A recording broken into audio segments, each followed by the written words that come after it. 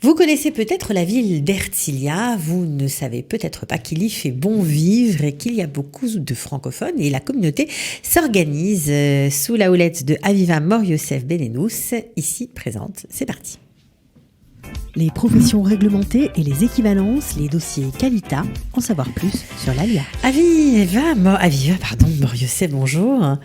Alors, il faut parler bien près du micro, parce que sinon, ça va être compliqué. Tournez-le, vous pouvez tourner le micro. Tourner. Ouais, voilà, exactement. Super. Voilà. Bonjour, Cathy. Bonjour. Alors, vous êtes là parce que vous avez pris à cœur d'aider les francophones grâce à une rencontre un petit peu particulière avec le maire de votre ville, tout simplement. Ok, je vais vous raconter parce que c'était quand même extraordinaire. J'ai voulu aider une amie à moi qui s'en sortait pas au niveau bureaucratique, était prise sous des dettes terribles d'Arnona et qui savait plus, qui mettait les papiers de côté, qu'elle ne comprenait pas. Voilà, elle mettait les papiers qu'elle recevait de côté et en attendant des jours meilleurs. Et elle s'est tournée vers moi, elle m'a dit comment je peux faire, aide-moi, puisque moi je peux parler hébreu sans problème. Elle, voilà. Donc on est allé à la mairie, on a parlé là-bas aux personnes responsables. En parlant aux personnes responsables, le maire, par hasard, est passé par là. Il est passé par là, il nous a entendu parler français, hébreu. Et il s'est tourné vers nous, il nous a dit, regardez, vous êtes d'Ertilia. On lui a dit oui, bien sûr, on a répondu par l'affirmative. Et il m'a dit, regarde, je te donne ma carte, fixe rendez-vous avec ma secrétaire et mon bureau. Je voudrais qu'on fasse ça, pas de façon ponctuelle, mais de façon plus structurée. Donc, viens chez moi. Aider les francophones à Ertilia de façon plus structurée. C'est la mission qu'il vous a donnée, en fait. En gros. Exactement. Voilà, mon plus grand bonheur. Ouais, donc, vous avez appelé, vous avez eu rendez-vous et il a tenu parole. Voilà, il m'a reçu et il m'a expliqué que la mairie était là pour vraiment aider les résidents. Et il m'a nommé responsable des relations et des développements communautaires de la ville. Ouais. Et il m'a dit, comment tu vois la chose? Comment vois-tu... Comment on peut aider, en fait? Comment je peux aider mes concitoyens? Voilà, exactement. Donc moi, je lui ai dit, je pense que ça va se structurer en trois choses. Trois points importants. Le premier point qui est essentiel, il est dans les besoins primaires, en fait. Enfin, j'appelle ça primaire, mais en fait, c'est des personnes comme mon ami qui se retrouvent dans des situations déplorables par manque d'informations et par manque de langue, en fait, par un problème de langue.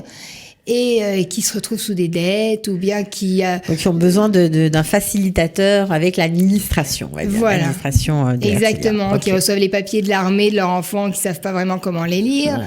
Qui peuvent pas s'inscrire dans les écoles, toujours pareil, parce qu'ils savent pas comment ça marche. En fait, c'est le rôle d'un projecteur, d'un coordinateur de tout ce qui concerne l'ALIA de France. Voilà, en gros. exactement. Voilà. Mais comme il n'y a pas de gouvernement, il n'y a pas de budget, donc pour l'instant, vous faites ça à titre complètement bénévole. Voilà, tout à fait. En attendant qu'un gouvernement se forme bientôt, on le souhaite, on y est presque. Voilà. Donc ça, c'est le premier pan de votre activité. Le deuxième, c'est quoi ? Alors la deuxième chose qu'il m'a dit, il y a effectivement, et je m'en rends compte maintenant vraiment quotidiennement, Ertilia est une ville où les activités culturelles foisonnent. Voilà, il y en a partout, il y en a tout le temps. En hiver, il y en a 3, 4, 5 par jour. En été, il y en a 10, 15. Donc c'est vraiment, c'est une ville qui est tout le temps en mouvement. Il y a plein de choses sympas à faire. C'est très très sympa. Et ça pareil, et vraiment le but du maire, c'est d'intégrer ses résidents. Et donc d'intégrer les francophones à ces activités israéliennes. Il y a quand même 1500 familles françaises. À Ertilia. Le double ou le triple francophone. Il faut les intégrer d'une façon ou d'une autre. Donc il m'a dit... Occupe-toi de traduire les activités. Donc c'est ça que je fais. Donc vous traduisez les activités culturelles et le site aussi également ? Je traduis le site internet. Surtout les activités. Ils sont sur le site. Que des activités qui sont sur le site. C'est-à-dire que quand il y a des événements, quand il y a des rencontres, Purim, voilà, bientôt Purim. Est-ce que les francophones répondent ? Est-ce qu'ils viennent à ces activités ? J'ai l'impression, oui. Oui, j'ai l'impression. Je reçois beaucoup d'appels. Je reçois beaucoup de mails, je reçois beaucoup de WhatsApp. Ça les aide à s'intégrer forcément. Évidemment, on passe dans la rue, on entend parler hébreu, on assimile quelques mots qui se disent, on assimile la culture. Au lieu de fêter la Pentecôte, on va fêter Shavuot. Ouais. Au lieu de fêter Mardi Gras, on va fêter Purim. Voilà. Et ça intègre 100 fois plus que n'importe quelle façon qu'il soit. Et vraiment, c'est important, c'est un besoin, c'est quelque chose qu'il faut faire. De ne pas se sentir seul et de se sentir faisant partie d'un tout. Exactement. On ne veut pas rester dans le microcosme français, on veut sortir de son microcosme et s'intégrer, se jeter à l'eau. Ouais. Et même si on parle mal, c'est pas grave. C'est pas très grave. Tout le monde nous accepte et tout le monde est gentil. Voilà. Et pourtant, le maire vous a donné un autre challenge, c'est d'organiser des soirées francophones. Voilà, tout à fait. Alors au début, c'était pas trop, vous vous demandiez pourquoi, vous compreniez pas très bien. Moi ça fait 25 ans que je suis en Israël, je disais ça y est, j'ai quitté la France, j'ai quitté pourquoi des soirées francophones, ouais. Mais il avait raison. Il avait vraiment raison. Parce qu'il y a ce besoin intérieur d'écouter ce qu'on a écouté tout le temps quand on était jeune, les chansons, les chanteurs, ce qui nous ressemble. Okay. Il y a aussi le besoin de comprendre les nuances de la langue française. Par exemple, on a organisé des conférences avec David Shapira, que je salue et remercie au passage, qui nous a expliqué le système électoral politique israélien, sans rentrer dans « je suis de droite, je suis de gauche ». Il a parlé uniquement du système. Il a parlé du système, il nous a expliqué comment faire, pourquoi le faire, d'où ça vient, l'historique, avec toutes les nuances de la langue française. Et c'était vraiment bien. Et c'était super. Voilà, c'était extraordinaire. Alors, vous faites donc des soirées, on comprend, des conférences, vous faites venir des personnalités, vous organisez aussi des soirées musicales. Voilà, bientôt, là, le 31 mars. Il va y avoir une soirée musicale. Dans un très bel endroit. Dans un très bel endroit qui est le nouveau conservatoire, la nouvelle salle de concert du conservatoire d'Herzliya, qui est magnifique. Splendide. Ouais. Vraiment, elle est nouvelle d'abord, donc déjà c'est bien.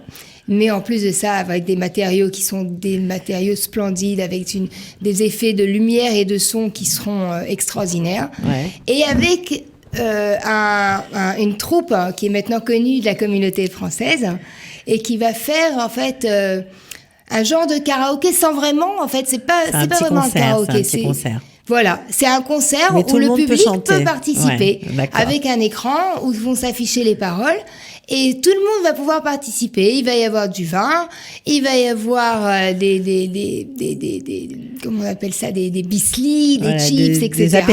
Des apéritifs.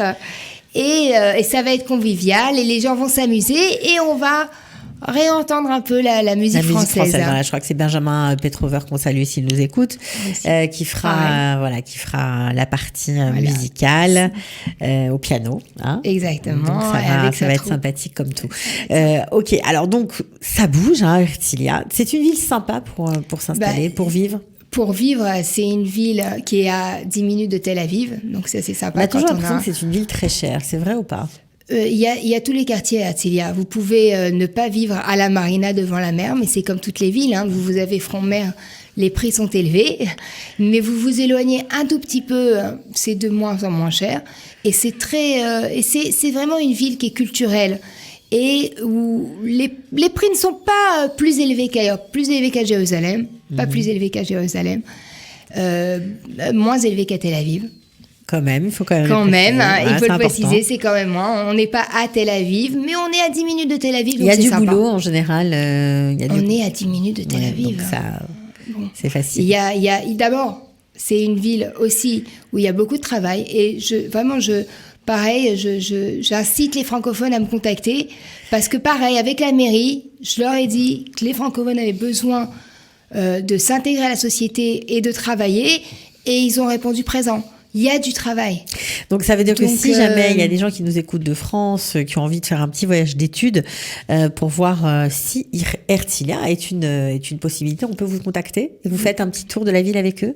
Avec plaisir. Vous leur montrez les quartiers, les immeubles, les écoles. Avec plaisir. On s'organise et la mairie nous aide. On a déjà organisé une étude avec un groupe de Français qui étaient là pour voir et connaître la ville. et c'est possible.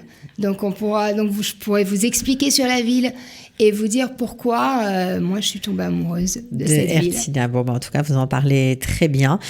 Donc voilà, c'est la dame culture, on va dire ça comme ça, Aviva Mor-Yosef, elle est incontournable. Benelux. Si vous parlez français, oui, on rajoute Benelux, bien sûr. Ouais, voilà, elle vous aidera à faire un voyage d'études ou tout simplement à vous faire découvrir au mieux cette ville et notamment ses activités culturelles. Bravo pour votre implication. Voilà, tout a commencé par une aide bénévole. On espère que ça débouchera pour vous peut-être sur un job.